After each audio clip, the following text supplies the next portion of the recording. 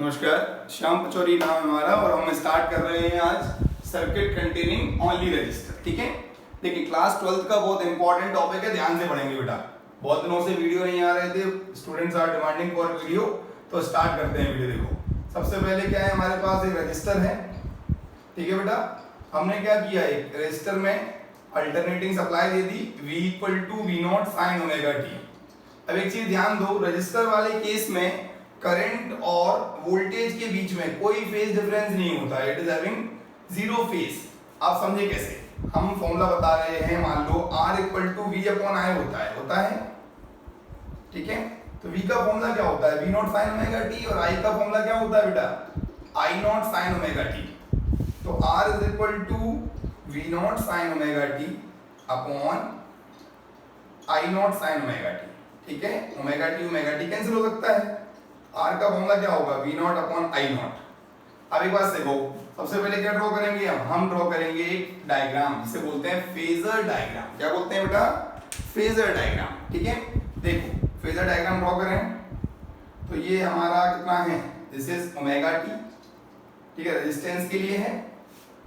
यहाँ पर सपोज करो ये मेरी किसकी वैल्यू है, ये मेरी वोल्टेज की वैल्यू है मैक्सिमम, ये किसकी वैल्यू है, ये करंट की वैल्यू है, करंट और वोल्टेज। ठीक है, विद रिस्पेक्ट टू टाइम है मान लो ये। ठीक है, अब यहाँ देखो ये हमारा फेजर डायग्राम हो गया। अब क्या बना रहे हैं बेटा, इसके लिए बना रहे हैं वेवफॉर्म। देखो वेवफॉर्म बनाते हैं, ये वोल्टेज की वैल्यू है। ठीक है, ये वोल्टेज की वैल्यू है हमारी, करंट और वोल्टेज की वैल्यू टाइम के रिस्पेक्ट में। ठीक है, ये वोल्टेज का ग्राफ बन गया। ठीक है, और देखें करंट कहाँ से स्टार्ट होगा, करंट भी यही होगा, बट लेकिन क्या करेंगे, करंट हमारा क्या होगा, they are in the same phase. Same phase समझते हो, सेम फेज का मतलब इन दोनों में कोई भी डिफरेंस नहीं होगा। करंट और वोल्टेज में दोनों की वैल्यू क्या होती है, एक साथ मिनिमम है, एक साथ मैक्सिमम है। इट मींस अगर हम बात करें सर्किट कंटेनिंग ओनली रजिस्टर की, तो इसमें क्या है, करंट और वोल्टेज के बीच में कोई भी फेज डिफरेंस नहीं है, और फेज डिफरेंस जीरो होने के कारण इन दोनों कैसे हैं, ये दोनों सेम फेज में हैं। जब भी हमने 10th स्टैंडर्ड में कभी भी आपने क्वेश्चन किया हो रेजिस्टेंस के ऊपर, कभी मैंने ये नहीं कहा होगा कि करंट क्या कर रहा है, लीड कर रहा है, या वोल्टेज लीड कर रहा है। ये सारी बातें कब होती हैं, जब इंडक्टर होता है या फिर कैपेसिटर होता है। ठीक है, तो आप जल्दी समझें, एक सर्किट में पावर का फॉर्मूला क्या हो जाएगा, इसका पावर का फॉर्मूला हो जाएगा I²R। पावर का फॉर्मूला होगा, जो एवरेज पावर निकालते हैं वो फॉर्मूला हमारा I²R हो जाएगा। ठीक है, ये हमारा क्या है, this is OA। OA is a vector, इसे बोलते हैं फेजर डायग्राम। क्या बोलते हैं बेटा, फेजर डायग्राम। दोनों का एम्पलीट्यूड अलग अलग हो सकता है। देखो इसका एम्पलीट्यूड देखो, यहाँ पे क्या है, ये वैल्यू है हमारी V0 प्लस का, ये माइनस V0। एम्पलीट्यूड में चेंज हो सकता है, लेकिन दोनों में फेज डिफरेंस में कोई डिफरेंस नहीं है। ठीक है, तो यहाँ पे ना कोई करंट लीक कर रहा है ना लैग कर रहा है, they are in the same phase. Current and voltage are in same phase. ठीक है बेटा, दोनों सेम फेज में है, और फेज डिफरेंस क्या है हमारा, जीरो। नोट करें इसको जल्दी से, ये बहुत इंपॉर्टेंट है। इसके आगे क्या आएगा, फिर आएगा सर्किट कंटेनिंग कैपेसिटर, फिर पढ़ेंगे हम सर्किट कंटेनिंग कैपेसिटर। जल्दी से नोट कर लें इसे, note down fast, then we move to circuit containing capacitor. ठीक है बेटा, फिर पढ़ेंगे हम सर्किट कंटेनिंग कैपेसिटर। देखें अब आपने नोट कर लिया होगा, देखें अब क्या पढ़ेंगे हम, अब पढ़ेंगे सर्किट कंटेनिंग कैपेसिटर। ठीक है, सर्किट कंटेनिंग कैपेसिटर, एक सर्किट जिसमें सिर्फ क्या लगा हुआ है बेटा, जिसके अंदर सिर्फ कैपेसिटर लगा हुआ है। आप एक चीज याद रखें कि कैपेसिटर का मतलब CCL, ऐसे याद कर लो, तरीका है याद करने का। कैपेसिटर में करंट लीड करता है, कैपेसिटर में करंट वोल्टेज से π/2 लीड करता है।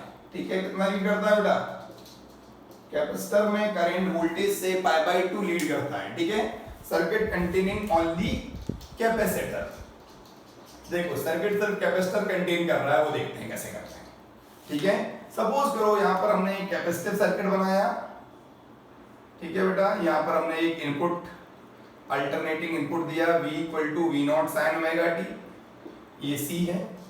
और ये जो रिएक्टेंस प्रोड्यूस करेगा इसे क्या बोलते हैं, उसका रिएक्टेंस बोलते हैं inductive reactance. Reactance means opposition, उसे बोलते हैं एक्सी। अभी प्रूव करते हैं कैसे। ये बताओ Q का फॉर्मूला क्या होता है? Q का फॉर्मूला होता है CV, charge by the principle of capacitor. Q equal to CV, Q equal to C, V की वैल्यू क्या है बेटा? V naught sine omega t। Differentiating both the equation, dq by dt is equal to d by dt of CV naught sine omega t। क्या कर रहे हैं हम? दोनों को डिफरेंशिएट कर रहे हैं, ठीक है। तो dq by dt क्या होता है बेटा? I, ये हो जाएगा CV naught sine omega T का ओमेगा कॉस ओमेगा टी, ठीक है। आप ऐसे लिख सकते हो I is equal to CV naught omega cos omega T, ठीक है बेटा। अब देखो I is equal to V naught divide by 1 by omega C, divide by 1 by omega C into cos omega T, ठीक है। तो आप ऐसे लिख दोगे I equal to V naught bye XC, और इसको कैसे लिख सकते हैं? इसको लिख सकते हैं sine omega t plus pi by 2, ठीक है। Sine omega t plus pi by 2, ये क्या बन जाएगा मेरा? I naught, I equal to I naught sine omega t plus pi by 2। आपको यहां मालूम चल रहा है current lead voltage by pi by 2। Current क्या कर रहा है बेटा? वोल्टेज से लीड कर रहा है। देखो इक्वेशन देखो ना, वोल्टेज की इक्वेशन में ओमेगा टी है, यहां पर omega t plus pi by 2 है, ठीक है। इस डेरिवेशन से हम क्या समझेंगे सर? कैपेसिटर के केस में कैपेसिटिव रिएक्टेंस क्या होता है? Xc is equal to 1 upon omega c is equal to 1 upon 2 pi nu c, ठीक है बेटा। इसका ग्राफ भी आता है, बहुत इंपॉर्टेंट है। Xc का ग्राफ होता है फ्रीक्वेंसी से, इट इज इनवर्सली प्रोपोर्शनल। क्या होता है? Xc का फ्रीक्वेंसी से और कैपेसिटेंस से इनवर्सली होता है। देखो अब मैं बना के दिखाता हूं आपको, यहां पर इसका फेजर डायग्राम क्या बना रहे हैं बेटा? फेजर डायग्राम बना रहे हैं। करंट लीड करेगा, देखो ये वोल्टेज है ओमेगा टी, ये वोल्टेज की इक्वेशन है। करंट कहां होगा? मेरा करंट लीड कर रहा है कितना? Omega t plus pi by 2। मतलब आप इसमें क्या करते हैं, यहां ले जाएं। This is current I naught, this is V naught. ये एंगल कितना हो गया? 90 डिग्री, ठीक है बेटा। ये एंगल 90 डिग्री हो गया हमारा। ये कौन सा डायग्राम है? इसको बोलते हैं फेजर डायग्राम। क्या बोलते हैं? फेजर डायग्राम, ठीक है। यहाँ देखो करंट वोल्टेज से 90 डिग्री पहले, मतलब वोल्टेज से पहले करंट ट्रेवल कर रहा है। तो करंट कहां से स्टार्ट होगा? यहां से स्टार्ट होगा।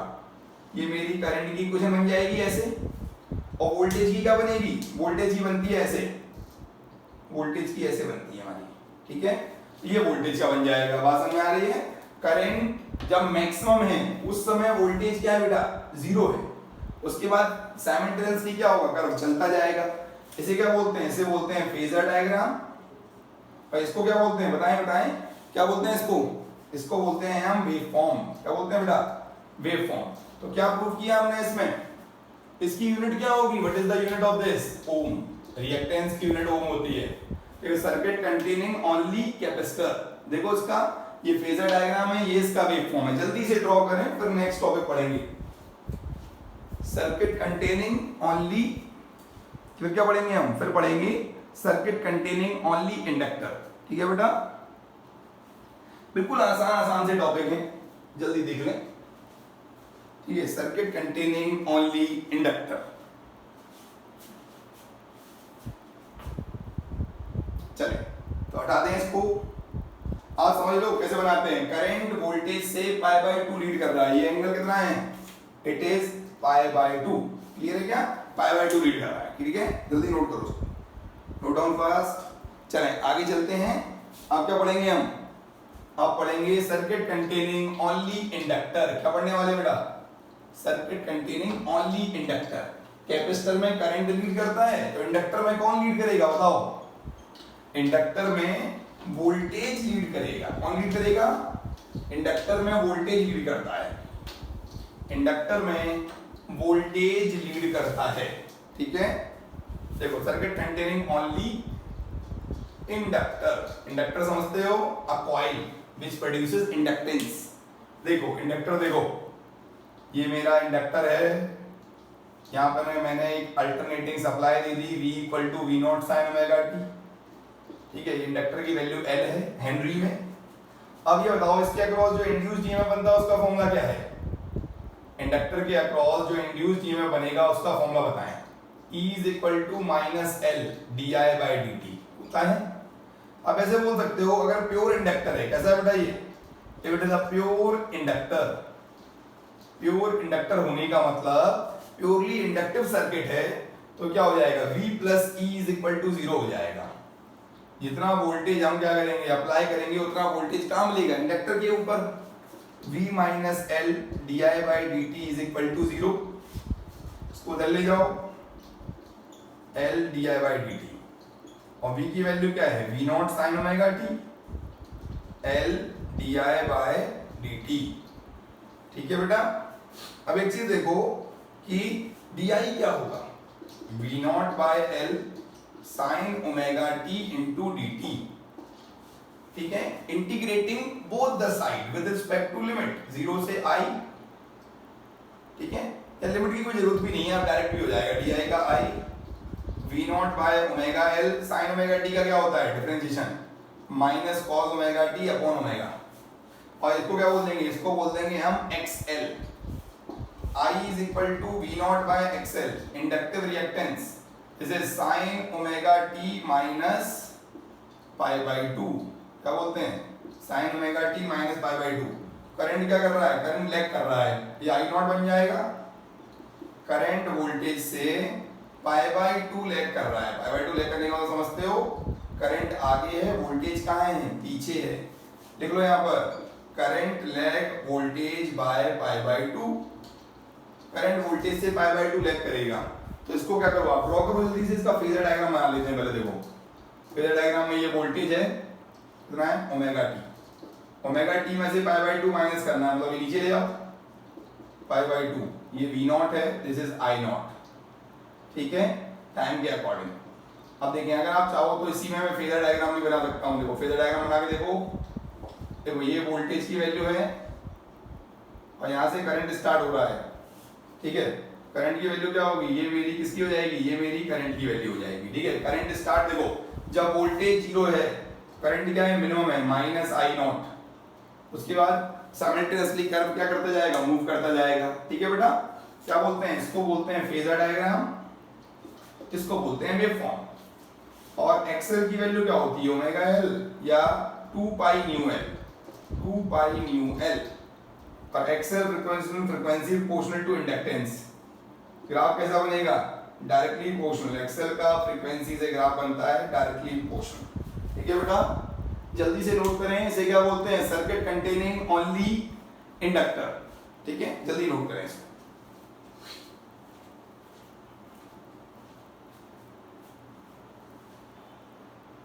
अब पढ़ेंगे हम RLC सर्किट। क्या पढ़ने वाले हैं, इन तीनों को एक साथ कनेक्ट कर देंगे। पहले जल्दी से नोट कर लें इसको, बहुत ही आसान सा डेरिवेशन है। फिर हम पढ़ेंगे RLC सर्किट, वो भी कौन सा वाला, सीरीज वाला। कौन सा वाला, RLC सीरीज सर्किट पढ़ेंगे। ठीक है बेटा, चलो हटा दें इसको, हटा दें। देखो तो अब हम पढ़ने वाले हैं RLC सीरीज सर्किट। क्या पढ़ेंगे, RLC सीरीज सर्किट। चैप्टर बहुत ही सिंपल है, ये क्वेश्चन आता है एग्जाम में बहुत बार कि explain RLC series circuit, resonance क्या होता है ना, रेजोनेटिक फ्रीक्वेंसी ड्राइव करो, न्यूमेरिकल्स भी आते हैं इस पर, आप देखते जाएं। देखो टॉपिक का नाम क्या है, RLC सीरीज सर्किट। देखो बिटवीन रजिस्टर, इंडक्टर, LCR भी बोल सकते हो, capacitor, resistor, inductor and capacitor are connected across each other. देखो दोनों का क्या है, दोनों सेम फेज में होंगे। यहाँ पे क्या करता है, वोल्टेज लीड करता है, करंट लैग करता है पाई बाई 2 से, और यहाँ पे करंट लीड करता है, वोल्टेज लैग करता है किससे, पाई बाई 2 से। ठीक है, इसके अक्रॉस वोल्टेज क्या होगा VR, इसका VL, इसका क्या होगा VC। यहाँ से वोल्टेज क्या दे रहे हैं, V naught sine omega T. ठीक है, अब एक चीज देखो, VR की वैल्यू क्या होगी IR, ओम्स लॉ। VL की वैल्यू क्या होगी IXL या I ओमेगा L या 2I into 2 pi new L। और VC की वैल्यू क्या होती है IXC I upon omega C I upon 2 pi nu C। ठीक है, ये वैल्यू आ चुकी है हमारी। अब एक चीज देखो, ध्यान दो, हम क्या बना रहे हैं बेटा, पहले बना रहे हैं हम इसका फेजर डायग्राम। ये VL है, ये VC है, यहाँ पर ये मेरा कितना है, दिस इज फाई, इसी को बोलते हैं ओमेगा T, ये वोल्टेज की वैल्यू है, net voltage, this is voltage across register. ठीक है, ये एंगल कितना है 90 डिग्री, और यहाँ भी कितना होगा ये 90 डिग्री।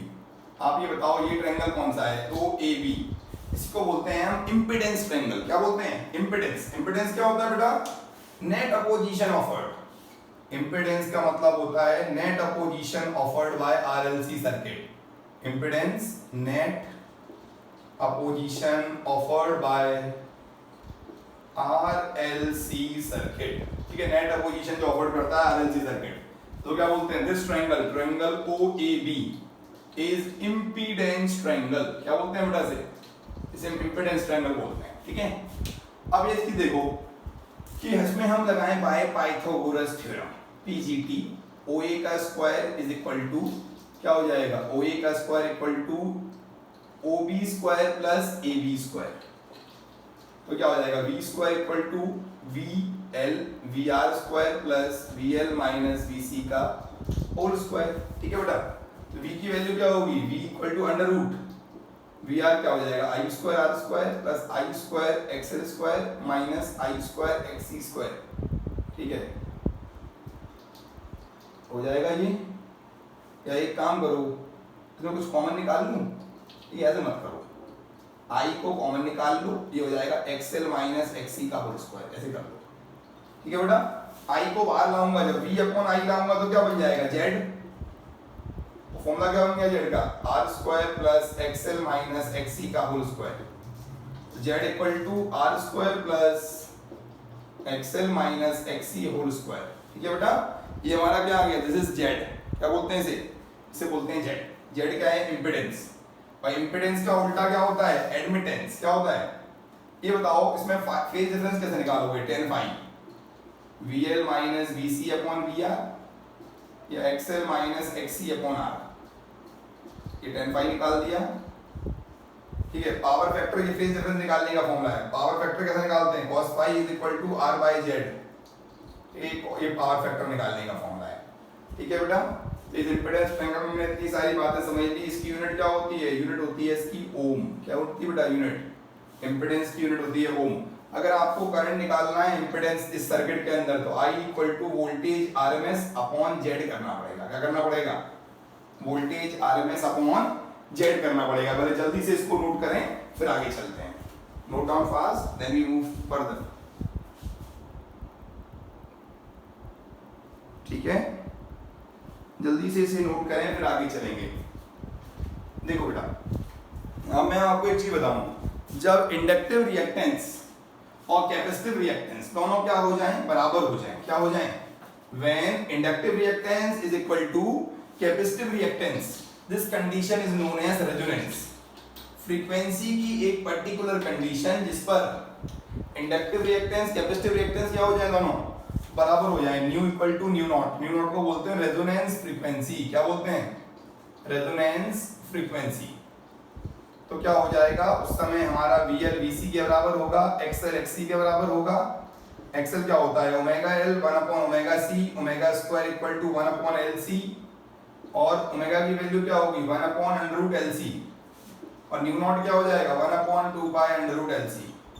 उस समय फेज डिफरेंस 0 हो जाएगा। ठीक है, इंपेडेंस किसके बराबर हो जाएगा, रेजिस्टेंस के बराबर हो जाएगा, because circuit behave as resistive circuit. और cos फाई क्या हो जाएगा, cos फाई हमारा 1 हो जाएगा, पावर फैक्टर 1 हो जाएगा। ठीक है, इसी को क्या बोलते हैं, इसी को बोलते हैं हम रेजोनेंस। रेजोनेंस फ्रीक्वेंसी की वो पर्टिकुलर कंडीशन जिस पर इंडक्टिव रिएक्टेंस और कैपेसिटिव रिएक्टेंस या इंडक्टर का वोल्टेज कैपेसिटर का वोल्टेज दोनों बराबर हो जाते हैं, Z इक्वल टू R हो जाता है। इतना जल्दी से नोट कर लो।